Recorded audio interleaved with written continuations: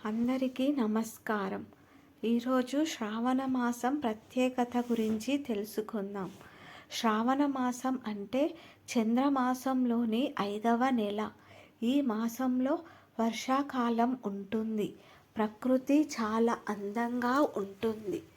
శ్రావణం వర్షాలతో కప్పబడి ప్రకృతిలో సరికొత్త ఉల్లాసం కనిపించే పవిత్రమైన సమయం. శ్రావణ మాసం అంటే కేవలం ఒక నెల కాదు. ఇది భక్తి, పూజ, సమర్పణ, శాంతి, ఐశ్వర్యానికి ద్వారం. శ్రావణ మాసానికి పురాణ ప్రత్యేకత. శ్రావణ మాసంలో సముద్ర మథనం జరిగింది. ఆ మథనంలో హాలాహల విషం వెలువడింది. సృష్టి అంతా భయంకరంగా గాలి మ్రోగినట్లు కంపించసాగింది. ఆ సమయంలో శివుడు ఆ విషయాన్ని తాగి తన కంఠంలో నిలిపి నీలకంఠుడు అయ్యాడు. అందుకే శ్రావణ మాసం శివుడికి అత్యంత ప్రీతికరం. శ్రావణ మాసంలోని ప్రతిరోజుకి ఒక ప్రత్యేకత ఉంటుంది. సోమవారం శివుడికి, మంగళవారం గౌరీదేవి, దుర్గాదేవి, బుధవారం మహావిష్ణువు, శుక్రవారం లక్ష్మీ అమ్మవారు, శనివారం శనీశ్వరుడు, హనుమాన్, ఆదివారం సూర్యనారాయణుడు. శ్రావణ మాసం పూజా విశిష్టత. ఈ నెలలో శివపూజ, లక్ష్మీ పూజ, శని పూజ చేస్తే అనేక శుభఫలాలు కలుగుతాయి. పంచాక్షరి మంత్రం ఓం నమః శివాయ 108 సార్లు జపించడం విశిష్టం. బిల్వపత్రం సమర్పించడం వల్ల శివుడు తుహీన గిరినందిని సమేతుడిగా అనుగ్రహిస్తాడు. శ్రావణ మాసం పుణ్యఫలాలు. ఈ శ్రావణ మాసంలో చేసిన పూజల వల్ల వచ్చే ఫలితాలు: పాప పరిహారం, శత్రుశాంతి లభిస్తుంది, సంపద ఐశ్వర్యం వస్తాయి, సంతాన సౌభాగ్యం కలుగుతుంది, ఆరోగ్యం దీర్ఘాయుష్షు ఉంటుంది, మోక్ష మార్గం సులభమవుతుంది. శ్రావణ మాసంలో చేయవలసినవి: శివలింగ అభిషేకం, జలాభిషేకం, పంచామృతంతో అభిషేకం, పసుపు కుంకుమలతో లక్ష్మీ అమ్మవారు పూజ, నల్ల నువ్వులతో శని పూజ శనివారాల్లో చేస్తే మంచిది. ఉపవాసం. సోమవారాల్లో పాలు, పండ్లు మాత్రమే తీసుకోవడం. ప్రతిరోజు సాయంత్రం దీపారాధన చేసి శివస్తోత్రాలు చదవడం. శ్రావణ మాసం అంటే భగవంతుని స్మరణతో ప్రతి క్షణం గడపడం. శివుడు కరుణిస్తే పాపాలు రాలిపోతాయి. లక్ష్మీ అమ్మవారు కటాక్షిస్తే ఐశ్వర్యం నిండుతుంది. ఈ శ్రావణంలో ప్రతిరోజు భక్తితో పూజ చేయండి. మీ జీవితం కూడా సువాసనలతో నిండిపోతుంది. శ్రావణ మాసంలో శ్రావణ సోమవారం శివుడికి ఎందుకు ప్రత్యేకం? శివుడు సోమనాథ్ అని ఎందుకు పిలువబడతాడో తెలుసా? సోమవారంలో పూజించే శివుడు చంద్రుని సోమ తన జటాజుటంలో స్థాపించుకున్నాడు కాబట్టి. శ్రావణంలో సోమవారాలు పుణ్యకాలంగా పరిగణించబడతాయి. ఈ రోజున శివారాధన చేసిన వారికి పాప పరిహారం, శత్రు శమనం, సకల కష్టాల నుండి విముక్తి లభిస్తుందని శివపురాణం చెబుతుంది. శ్రావణ సోమవారం పూజా విధానం. శ్రావణంలో సోమవారాలు శివుని పూజకు అత్యంత ప్రాధాన్యంగా ఉంటాయి. ఉదయం శుభ్రంగా స్నానం చేసి శ్వేత వస్త్రాలు ధరించాలి. పూజా మందిరంలో శివలింగాన్ని లేదా శివుని ఫోటోను ఏర్పాటు చేయాలి. శివలింగానికి జలాభిషేకం చేయాలి. పంచామృతాలతో అభిషేకం చేయవచ్చు. పంచామృతాలు: పాలు శాంతి కోసం, తేనె మధురత కోసం, పెరుగు సౌఖ్యం కోసం, చక్కెర సంపద కోసం, నెయ్యి ఆరోగ్యం కోసం.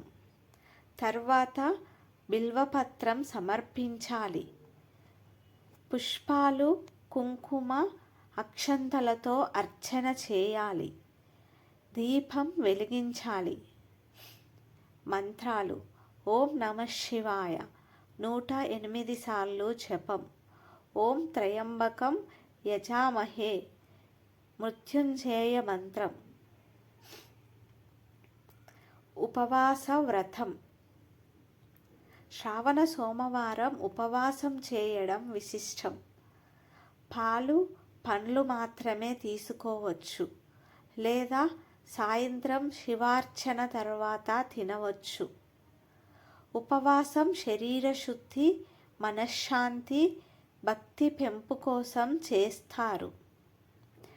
శ్రావణ సోమవారం ఫలితాలు: కష్టాలు తొలగిపోతాయి. శత్రువులు శాంతిస్తారు. వ్యాధులు దూరమవుతాయి. పెళ్ళి ఆలస్యం ఉన్నవారికి శీఘ్ర వివాహయోగం కలుగుతుంది.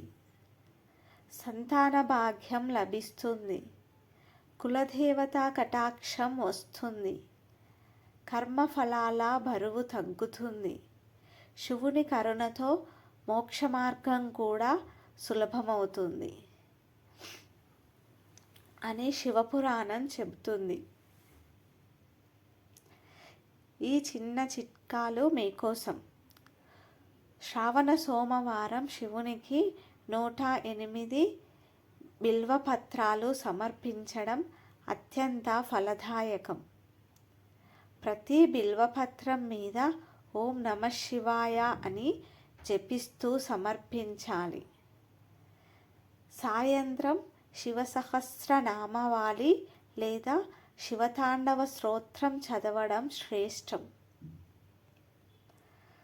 ఇప్పుడు శ్రావణ సోమవారం అంటే కేవలం పూజ కాదు, ఇది మన ఆత్మను శివుని తలపాత్రంగా మార్చే ఒక శక్తివంతమైన సాధన. ఈరోజు శివారాధన చేసిన వారికి జీవితంలో తిరిగి దారులు సరిచేసుకునే అవకాశాలు వస్తాయి. కష్టాల నుండి విముక్తి, సంతోషాల నుండి కొత్త ప్రారంభం, ఇవన్నీ శివుడి కరుణతోనే సాధ్యం. తర్వాత శ్రావణ మాసంలో శ్రావణ శుక్రవారమే లక్ష్మీదేవికి ఎందుకు ప్రత్యేకమో చూద్దాం. పురాణాల ప్రకారం వీరి పూజకు శ్రావణ శుక్రవారాల్ని ఎందుకు ప్రాధాన్యంగా తీసుకున్నారంటే, శ్రావణంలో సముద్రమథనం సమయంలో లక్ష్మీదేవి ప్రాథమికంగా వెలువడిన రోజు శుక్రవారం అని చెబుతారు. శ్రావణంలో శుక్రవారం రోజున వృషభ రాశిలో చంద్రుడు మరియు శుక్రగ్రహం ఉంచిన శక్తులు చాలా సానుకూలంగా ఉంటాయి. ఇవి లక్ష్మీ కటాక్షానికి మార్గం వేస్తాయి. అందువల్ల ఈరోజు లక్ష్మి పూజిస్తే ఏకాంత సమృద్ధి, సుఖ సంపత్తి, సౌభాగ్యం లభిస్తాయని పెద్దలు చెబుతారు. శ్రావణ శుక్రవారం రోజు పూజా విధానం. శ్రావణంలో శుక్రవారాలు లక్ష్మీదేవికి ముఖ్యమైనవిగా పరిగణిస్తారు. వరమహాలక్ష్మి వ్రతం ఈ నెలలోనే ఉంటుంది. అదే శ్రావణ శుక్రవారం. పూజా ప్రారంభం. ఉదయం స్నానం చేసి శుభ్రమైన తెల్లటి లేదా పసుపు వస్త్రాలు ధరించాలి. ఇంటి పూజా మందిరంలో లేదా శుభ్రమైన చోట శ్రీ మహాలక్ష్మి అమ్మవారి చిత్రం విగ్రహం ఏర్పాటు చేయాలి. పసుపు, కుంకుమ, చందనం, అక్షంతాలతో అమ్మవారికి అలంకరించాలి. దీపారాధన మరియు నైవేద్యం 2 గింజలతో చేసిన పసుపు దీపం వెలిగించాలి. సంపూర్ణ లక్ష్మీ కటాక్షానికి సంకేతం. పాలు, పాయసం, సీమయ్య, చక్కెర పొంగలి లాంటి నైవేద్యాలు సమర్పించాలి. మంత్రజపం. ఈ మంత్రాన్ని 108 సార్లు జపించాలి. ఓం శ్రీం హ్రీం క్లీం మహాలక్ష్మాయ నమః. వ్రతకథ. శ్రావణం. వరమహాలక్ష్మి వ్రతం. ప్రాచీన కాలంలో చారుమతి అనే సతి తన పతి సుఖం కోసం, కుటుంబ ఐశ్వర్యం కోసం మహాలక్ష్మి వ్రతం చేసినట్లు చెప్తారు. లక్ష్మీ అమ్మవారు ఆమె భక్తిని చూసి ప్రత్యక్షమై ఆమె కుటుంబాన్ని సుఖ సంపదలతో కట్టిపడేసిందట. ఆమెను చెప్పిన విధానమే శ్రావణ శుక్రవారం పూజలో అనుసరిస్తున్నది. శ్రావణ శుక్రవారం పూజా ఫలితాలు. సంపద సమృద్ధి, దంపతుల మధ్య సౌఖ్యం, ఇంటిలో ఐశ్వర్యం, శాంతి, వృత్తి వ్యాపారాల్లో విజయాలు, శత్రుదోష నివారణ, పాప పరిహారం, సంతాన భాగ్యం లభిస్తుంది. పసుపు, కుంకుమ, దీపారాధన, భక్తి ఇవి ఇంట్లో ఉన్నంతకాలం లక్ష్మీ అమ్మవారి కటాక్షం నిలుస్తుంది. శ్రావణ శుక్రవారం నాడు అమ్మవారికి కొత్త చీర కట్టించడం, పసుపు, కుంకుమ, పువ్వులు సమర్పించడం చేస్తే ఆ ఇంటిలో లక్ష్మీతుల్యమైన శ్రీశక్తి శాశ్వతంగా వహిస్తుంది.